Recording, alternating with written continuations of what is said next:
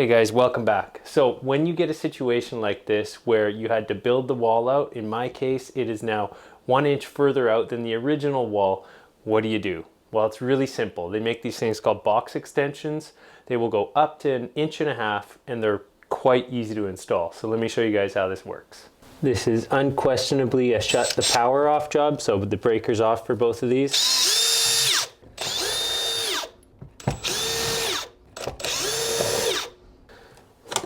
These are big ones. Let's hope it fits nicely. So here is the box extension. As you can see, it's just a piece of plastic with the right holes in it. Getting these things in the first place is kind of a pain. But now that we've got that, it should just slip in here. And then you're probably going to need some longer screws. I've got some 6 30-seconds. That's really important that they say 6 30-second on them. These ones are 2 inch because this is about 1.25 inches that this is going out. You're going to need to pull the old screws.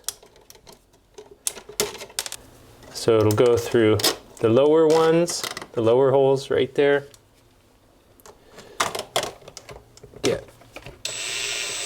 Just get it started.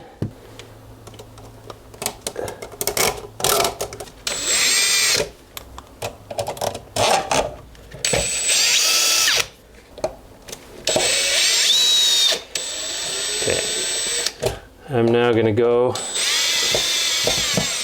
until these things are pretty much flush with the wall. Right about there. That might be too deep. So there should be a little slack in these, but not too much. Okay, we now put the faceplate on. Just snug, not too tight.